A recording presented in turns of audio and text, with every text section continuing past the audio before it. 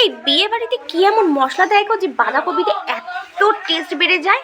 তো চলো সেই সিক্রেটাই তোমাদেরকে আজকে বলবো। রেসিপিটা কেউ স্কিপ করবে না, প্রথম থেকে লাস্ট অবধি দেখার জন্য অনুরোধ রইল সবাইকে। হ্যালো এভরিওয়ান, পুনম বাংলা ব্লগে সবাইকে ওয়েলকাম আর অনেক অনেক ভালোবাসা। আজকের টাইটেল আর থাম্বনেল দেখে বুঝতেই পেরে গেছো কি টপিকে ভিডিও করতে চলেছে। হ্যাঁ বন্ধুরা, আজকে হচ্ছে একদম অনুষ্ঠান বাড়ির মতন চিংড়ি দিয়ে বাঁধাকপি। তো চলো, বাঁধাকপিটা আমি এরকম একটা নিয়েছি, তো এটাকে আমি ভালো করে কেটে নেব। তো দেখো, এখানে আমি ভালো করে বাঁধাকপিটাকে কেটে নিয়েছি ঝিরি করে, আর কেটে নিয়ে আমি এটাকে ধুয়েও নিয়েছি। তো এটাকে আমি এখন একটু ভাপাতে দেবো। আর এরই সাইডে দেখো, আমি কয়েকটা আলু এখানে কেটে নিয়েছি। আর আমি বেশি আলু দিইনি, কম আলুই দিয়েছি। আর যেহেতু একটা বাঁধাকপি, বেশি একটা বড় না বাঁধাকপিটা, তো আলুটাও আমি ভালো করে কেটে নিয়ে ভালো করে ধুয়ে নিয়েছি। আর এইখানে তার সাইডেই আছে দেখো কয়েকটা চিংড়ি মাছ। তো আমি চিংড়ি মাছ দিয়ে আজকে বাঁধাকপিটা রান্না করব। তো এখানে দেখো, চিংড়ি মাছগুলোকে আমি ভালো করে নুন আর হলুদ দিয়ে আমি ভালো করে ধুয়ে মাখিয়ে নিয়েছি। তো এবারে আমি এই যে বাঁধাকপিগুলো দেখালাম, তো বাঁধাকপিগুলোকে একটুখানি জল দিয়ে আমি একটু কড়াইয়ের মধ্যে বসিয়ে নিয়ে একটু ভাপ দিয়ে নেব। আর এখানে আমি আলুগুলোকে আমি একটু লাল লাল করে ভেজে নেব।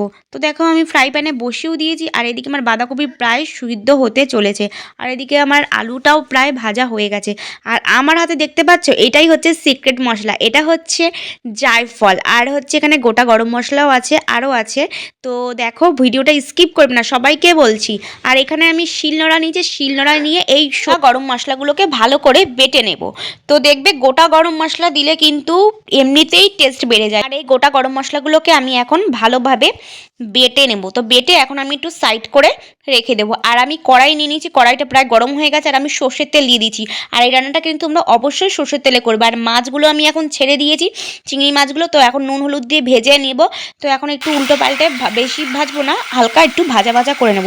মাছগুলো আমার ভাজা হয়ে গেছে প্রায়, আমি এখন একটু উঠিয়ে নেব। আর এখানে দেখো, একই তেলের মধ্যে দিয়েছি জয়িত্রী, শুকনো লঙ্কা, জিরে আর গোটা গরম মশলা, তেজপাতা, ফোড়ন।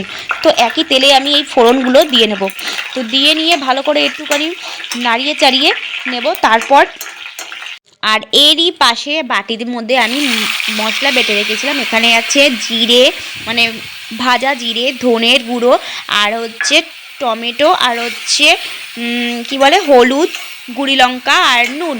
তো পরিমাণ মতন আমি সব দিয়ে দিয়েছি। আর আমি এখানে দেখো কষিয়ে নিচ্ছি। আর এখানে আমি আলুগুলোও দিয়ে দিলাম, ভেজে রাখা আলু, আর চিংড়ি মাছগুলোও ভাজা করা চিংড়ি মাছগুলো আমি দিয়ে দিয়েছি। আর এখানে দেখো, আমি সামান্য চিনি অ্যাড করছি, তোমরা চাইলে দিতেও পারো, নাও দিতে পারো। আর এখানে আমি যে বাঁধাকপিগুলো আমি ভাপিয়ে রেখেছিলাম, তো আমি ভালো করে চিপড়ে নিয়েছি, চিপড়ে আমি জলগুলো বার করে নিয়েছি।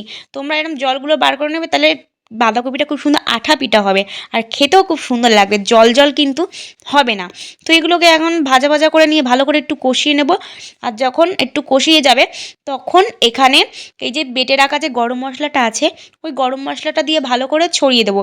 আর দেখো, আর একটুখানি কষিয়ে নেব। তো দেখো, আমার ফাইনালি অনুষ্ঠান বাড়ির মতন বাঁধাকপি চিংড়ি দিয়ে রান্না কমপ্লিট। তো রেসিপিটা আজকে কীরকম লাগলো?